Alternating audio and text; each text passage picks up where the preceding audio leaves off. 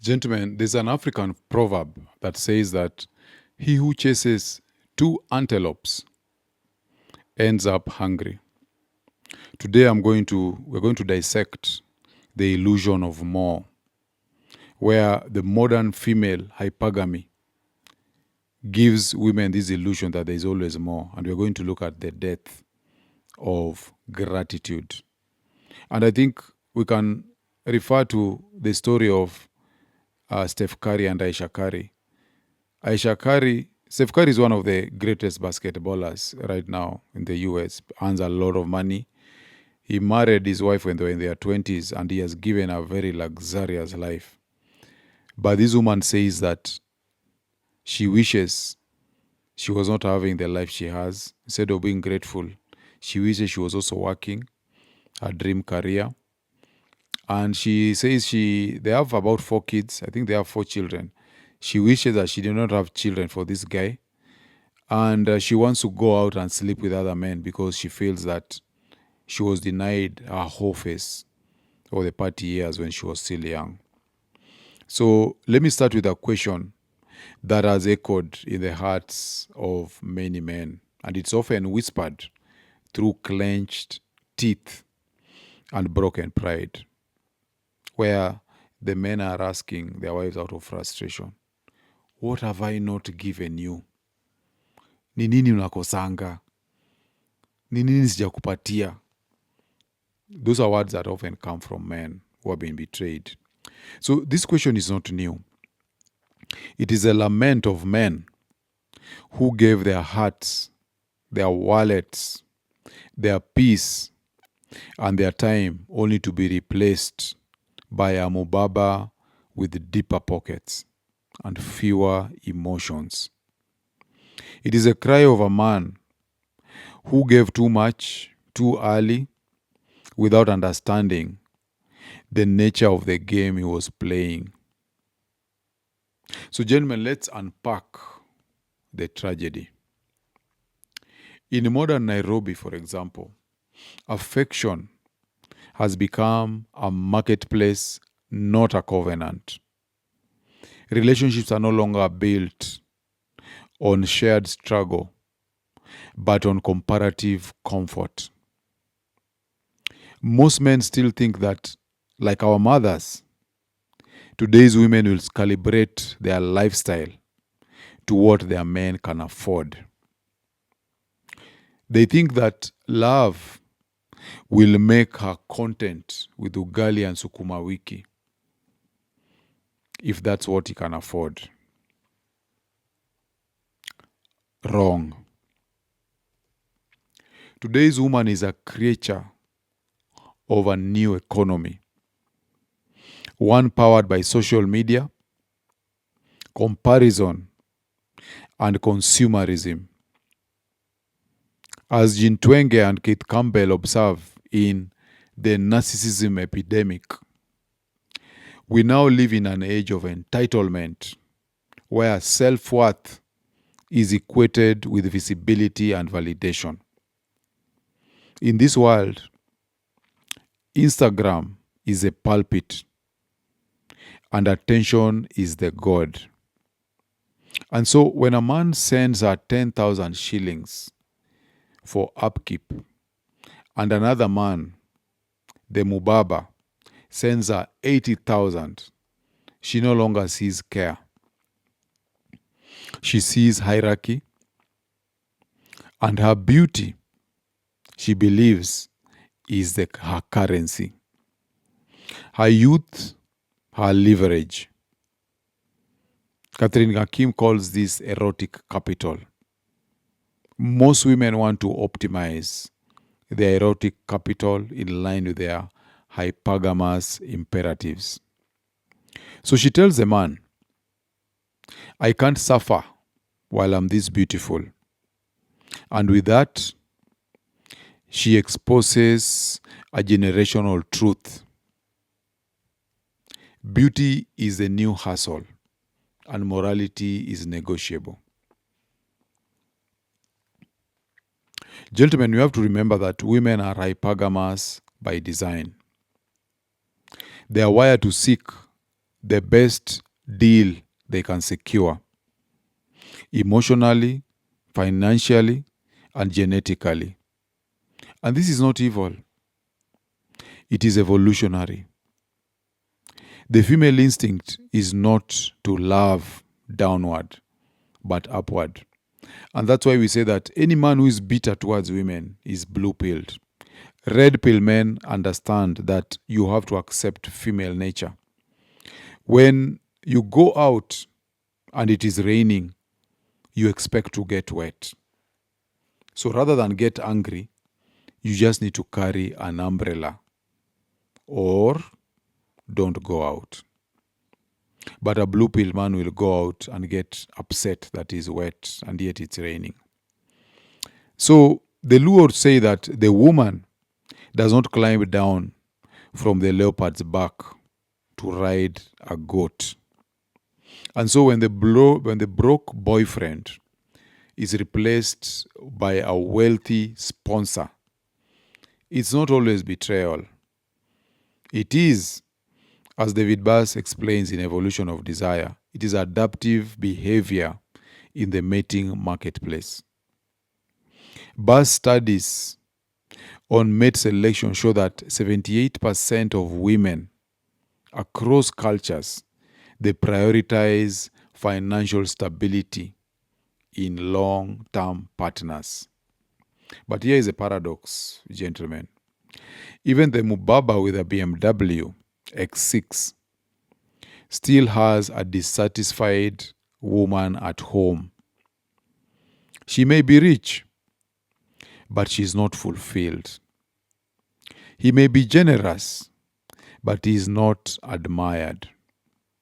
So he escapes to a 21-year-old, not because he needs more sex, but because he craves appreciation.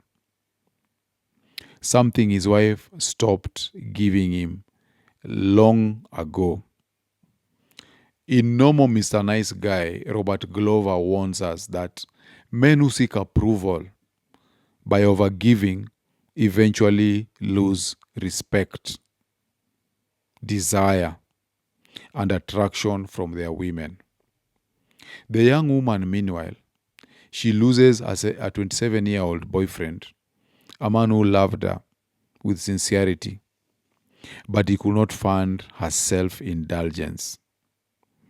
In chasing better, she loses enough.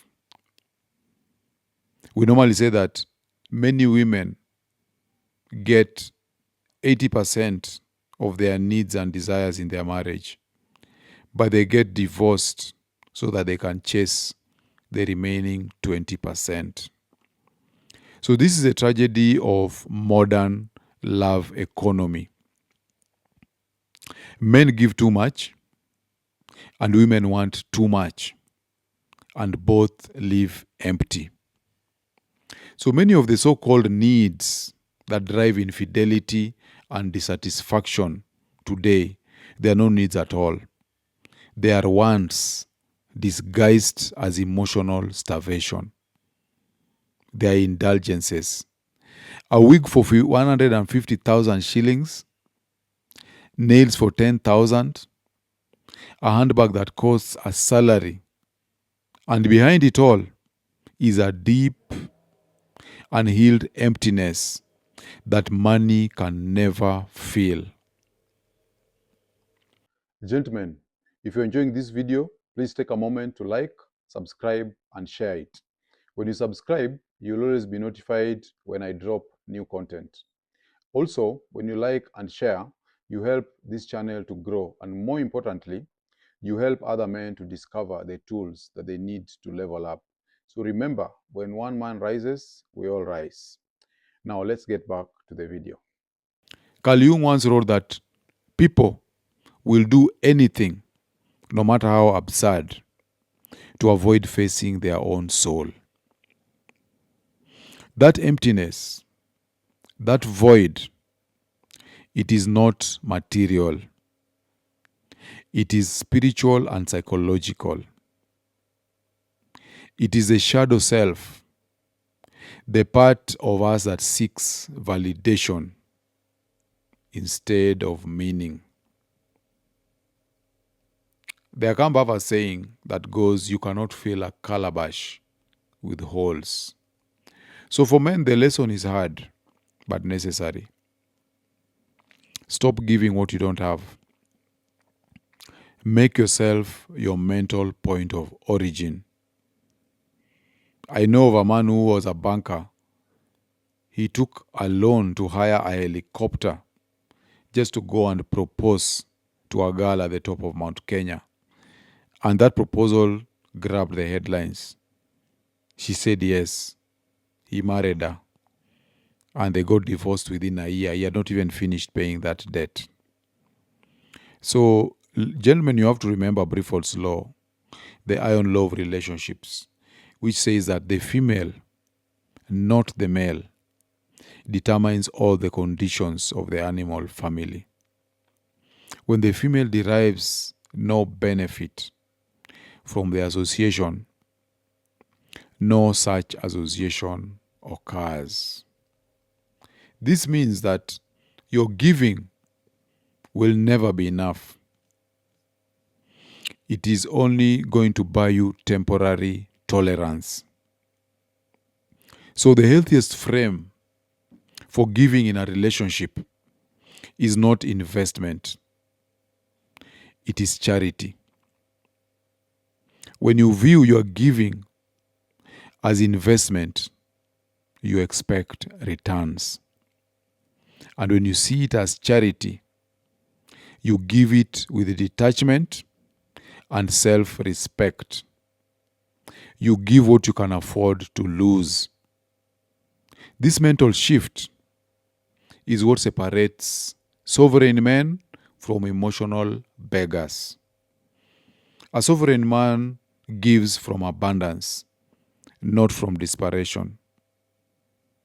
A sovereign man leads with conviction, not compliance. A sovereign man never asks, ni nini unakosanga? Because he knows he is the prize. Women don't care about your struggles, ladies and gentlemen, remember. They wait at the finish line and they bang the winners. So brothers, become the winner. Not for her, but for yourself. And to my sisters who are watching this, understand this. Prosperity is not about indulgence. It is about purpose. Prosperity means having enough to fulfill your calling, not to decorate your vanity. We have an African proverb that says, the one who drinks from every pot dies of thirst. So stop being greedy. Don't fill your emptiness with material needs. Because the chase for more never ends. The emptiness within you cannot be filled with wigs, handbags, or likes. It can only be filled by self-awareness and alignment with purpose. Viktor Frankl said in his book A Man's Search for Meaning that those who have a why can bear almost any how. And so to the brothers, I want to leave you with this. Stop simping.